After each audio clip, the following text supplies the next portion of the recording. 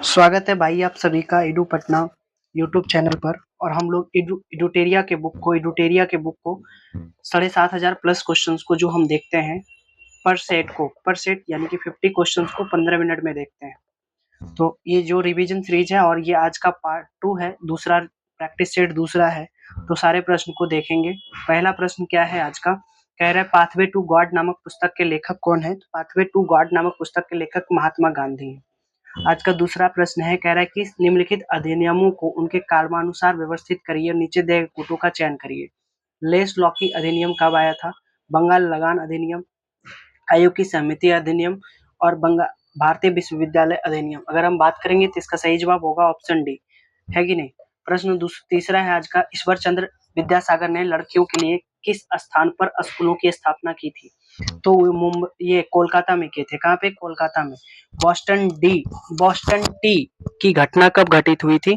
Boston T की घटना 1773 में हुआ था।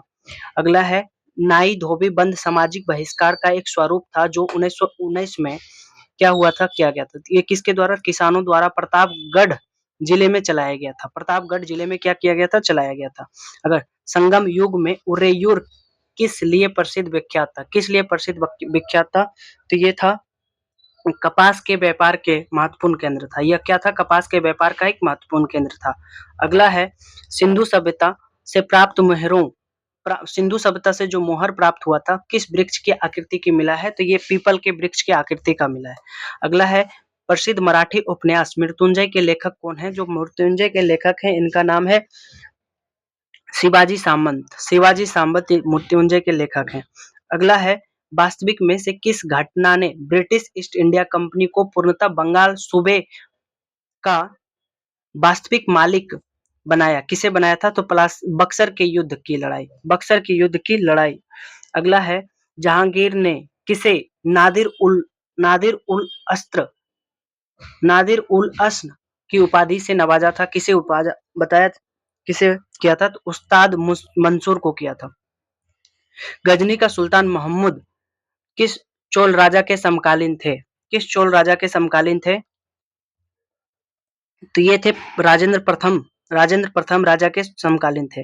प्रथम मंगोल शासक चंगेज खां की मृत्यु कब हुई थी? तो 1227 में इसकी मृत्यु हुई थी। गिजोली किसके शासनकाल में प्रसिद्ध रचनाकार कवि थे? गिजोली तो ये अकबर के शासनकाल के प्रसिद्ध रचनाकार थे।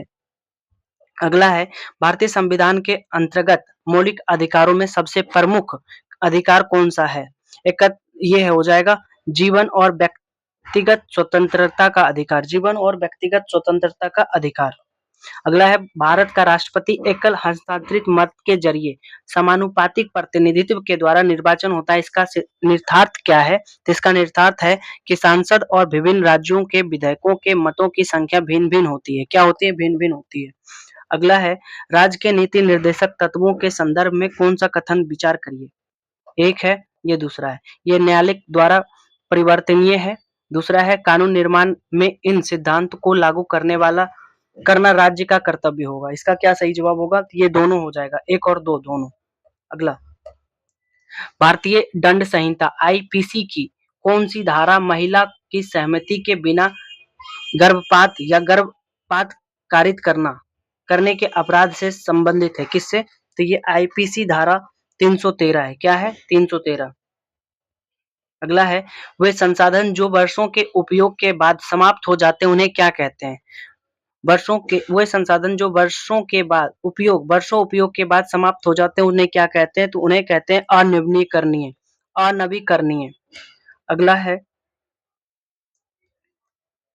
पृथ्वी की सतह पर जल, पवन एवं हिम जैसे विभिन्न घटकों के द्वारा होने वाले क्षय को क्या कहा जाता है? तो क्षय को कहा जाता है अपरदन कहा जाता है। अगला है, भारत के उत्तरी पश्चिमी भाग जैसे पंजाब, हरियाणा, राजस्थान में अमेरिकी कपास की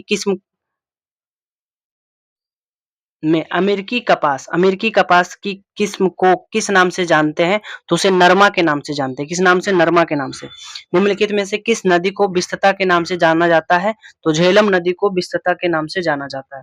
अगला है, सारामती या एक होता है तीई पर्वत टी पर्वत किस राज्य में स्थित है? तो टी पर्वत नागालैंड के राज्य में स्थित है। कहाँ? नागालैंड। अगला है कोयला का जलना किस प्रकार की अभिक्रिया का उदाहरण है? तो कोयला का जलना संयोजन अभिक्रिया का उदाहरण है।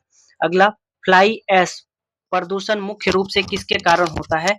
फ्लाई ऐश प्रदूषण जो है मुख्य कारण है इसका ताप विद्युत संयंत्र, ताप विद्युत संयंत्र।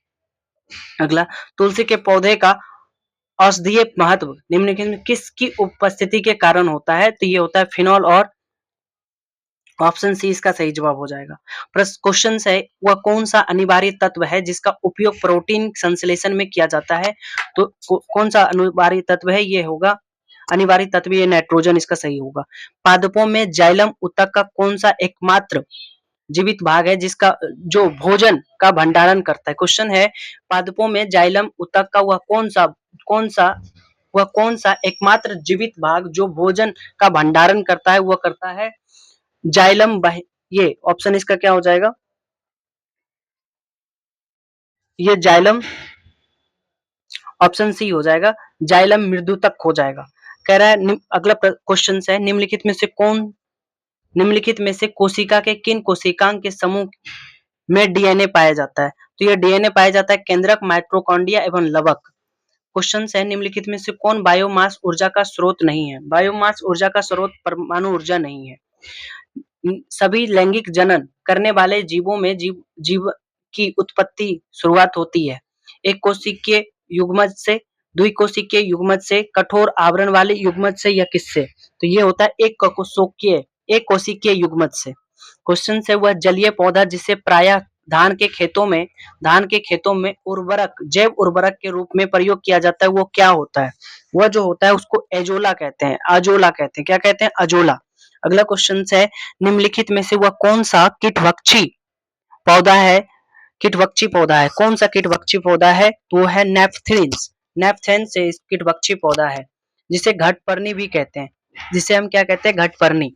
अगला क्वेश्चन है हमारा सहजीविता का सबसे सटीक उदाहरण निम्नलिखित में से कौन सा है जहां दो जीव एक दूसरे को लाभ पहुंचाते हैं? जहां दो जीव एक दूसरे को लाभ पहुंचाते हैं उसे क्या कहते हैं? उसे कहते हैं लाइकेन।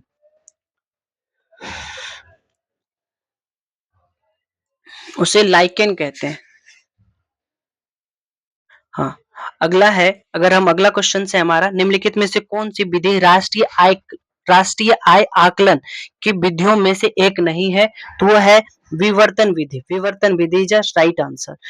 अपने निवेश के बदले में एक शेयर धारक क्या प्राप्त करता है? अपने निवेश के बदले एक शेयर धारक है जो आवधिक लाभांश बोनस शेयर प्राप्त करता है। क्वेश्चन है नेक्स्ट आधुनिकरण निम्नलिखित में से क्या शामिल है? तो ये हो जाएगा क्या शामिल है? तो ये हो जाएगा ऑप्शन ए एंड बी दोनों। नवीन प्रौद्योगिकी का उपयोग और सामाजिक दृष्टिकोण में परिवर्तन का लाना। इसका सही जवाब option C is right answer. Question है पारिस्थितिकी तंत्र के संदर्भ में निम्नलिखित कथनों पर विचार कीजिए। पहला है ये स्वपोषी और ये दूसरा स्वपोषी स्तर पर उत्पादन को प्राथमिकता उत्पादन कहा जाता है। क्या ये सही है? दूसरा है द्वितीयक उत्पादकता का संदर्भ परपोषी स्तर के उत्पादन से है। क्या ये? तो ये दोनों, एक और दो दोनों सही होगा। यामिनी कृष्णमूर्ति का संबंध किस नृत्य शैली से है? तो ये भारत नाट्यम और कुचिपुड़ी दोनों से है, कुचिपुड़ी दोनों से है।